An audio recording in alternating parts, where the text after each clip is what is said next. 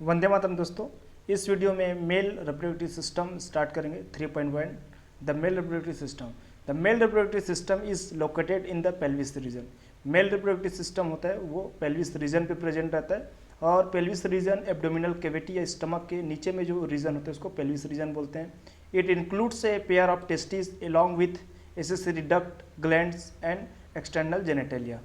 अब इसमें जो टेस्टिस है, ये पेयर ऑफ टेस्टिस मतलब 2 टेस्टिस और एसेसरी डक्ट जो सहायक डक्ट हैं, और 3 ग्लैंड्स हैं, और एक्सटर्नल जेनेटेलिया में हम पेनिस को पढ़ते हैं। जो आउटर जो पोर्शन होता है उसको एक्सटर्नल जेनेटेलिया बोलेंगे। तो वो सभी इंक्लूड होकर कंप्लीट मेल रिप्रोडक्टिव सिस्टम बनाते हैं। ठीक है, अब जैसे डायग्राम में आपको दिख रहा है ना, डायग्राम को समझेंगे पहले। इसका जो थ्योरी है वो कंप्लीट कर लेते हैं। ठीक है, तो फिर आगे।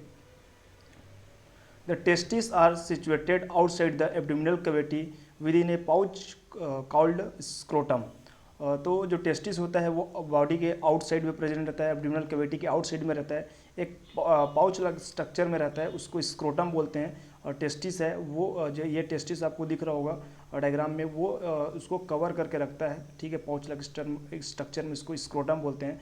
The scrotum help in maintaining the lower temperature of the testis 2 to 2.5 degree Celsius lower than the normal internal body temperature necessary for the spermatogenesis।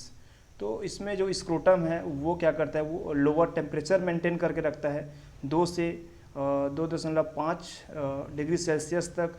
जो बॉडी टेम्परेचर होता है उससे कम वो करता है, टेम्परेचर को कम मेंटेन करता है, कम करके। क्यों? क्योंकि इसमें जो स्पर्मेटोजेनेसिस है, जो स्पर्म का फॉर्मेशन है, स्पर्म जो बनता है, उसके लिए क्या रहता है, इससे कम टेम्परेचर का ज़रूरत रहता है।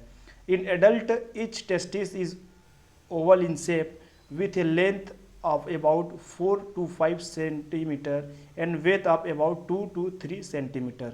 तो जो टेस्टिस का जो शेप है, ठीक है, दोनों टेस्टिस का वो ओवल शेप में होता है। ठीक है, और इसमें जो उसका एक एडल्ट ह्यूमन की बात करें हम, और उसमें लेंथ है वो 4 से 5 सेंटीमीटर का, और वेथ है वो 2 to 3 सेंटीमीटर। ठीक है, 2 से 3 सेंटीमीटर का होता है।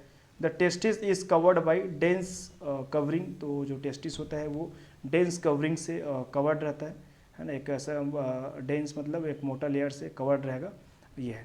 अब हम टेस्टिस के इंटरनल स्ट्रक्चर के बारे में स्टडी करेंगे यहाँ से। ठीक है, टू द पॉइंट, इसको आपको याद रखना है कि अच्छे से आपको ये चीज़ क्लियर रहे। ठीक है, स्टार्ट करते फिर।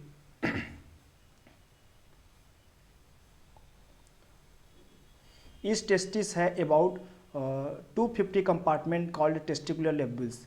जो टेस्टिस होता है, इस टेस्टिस क्या करता है, 250 कंपार्टमेंट लाइक स्ट्रक्चर होता है, उसमें इंटरनल स्ट्रक्चर होता है, उसको टेस्टिकुलर लेब्यूल से बोलते हैं। जो ये टेस्टिस का जो डायग्राम है, इसी में ही कितने होते हैं, 250 कंपार्टमेंट लाइक स्ट्रक्चर होते हैं। ठीक है, उसमें उसको टेस्टिकुलर लेब्यूल्स बोलेंगे। Each lobules contain 1 to 3 highly coiled seminiferous tubules in which sperm are produced. और जो टेस्टिकुलर लेब्यूल्स होते हैं उसी के अंदर में क्या होते हैं, हाईली, है ना, 3 हाईली, जो बहुत मतलब क्वाइल्ड वाला हाईली क्वाइल्ड सेमिनिफेरस ट्यूब्यूल्स होता है, जो स्पर्म का क्या करते हैं, फॉर्मेशन करते हैं। अगर मैं बात करूं जैसे टेस्टिस सही है, तो इसके अंदर क्या रहेंगे, ऐसे कंपार्टमेंट लाइक स्ट्रक्चर कितने रहेंगे, 250 क्या रहेंगे, टेस्टिकुलर लेब्यूल्स रहेंगे। इसी के अंदर में फिर 2, किसी में 3, ऐसा क्या रहेगा, सेमिनिफेरस ट्यूब्यूल्स रहेगा। ठीक है, अब इसी के आगे मैं बात करता हूँ। इस seminiferous tubules in landed on the inside by 2 types of cell called male germ cell, जिसको बोलेंगे स्पर्मेटोगोनिया, एंड सर्टोली सेल। अब इसी में ही अब ये वाला, अगर ये जो फर्स्ट स्ट्रक्चर होगा वो टेस्टिकुलर लेब्यूल्स होगा। सेकेंड जो 2 राउंड में ऐसा मैं बनाया हूँ, ठीक है, 2 ठो गोल, वो सेमिनिफेरस ट्यूब्यूल्स होगा। इसी के अंदर क्या होता है, और 2 ठो क्या होता है, सेल होता है। एक जो सेल होता है वो उसको मेल जर्म सेल बोलते हैं, और जो सेकंड होता है उसको क्या बोलते हैं, सर्टोली सेल बोलते हैं। और मेल जर्म सेल को स्पर्मेटोगोनिया भी बोलते हैं, और यही क्या करता है, आगे चल के स्पर्म बनाता है। ठीक है, the male germ cell cells undergrow mitotic division finally leading to sperm formation. ठीक है, तो स्पर्म बनाता है ये।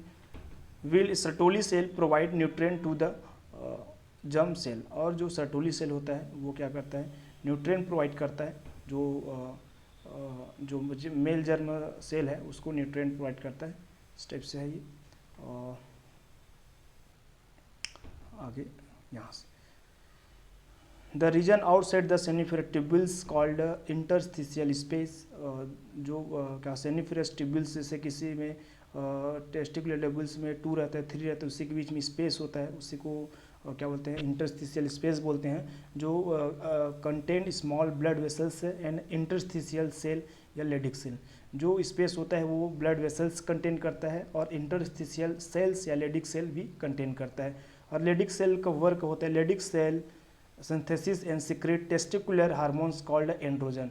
और जो लेडिक सेल होता है वो सिंथेसिस करता है, कुछ टेस्टिकुलर हार्मोन सीक्रेट करता है, उसका नाम क्या है androgen. Other immunologically competent cells are also present, और इसमें कुछ इम्यूनोलॉजिकली सेल या फिर कंपेटेंट भी प्रेजेंट होते हैं। ठीक है फ्रेंड, तो ये वीडियो यहीं तक करेंगे। नेक्स्ट वीडियो में आगे हम एसेसरी डक्ट और ग्लैंड्स के बारे में करेंगे। वीडियो अच्छा लगा तो शेयर कीजिए, लाइक कीजिए और कमेंट कीजिए। Thank you.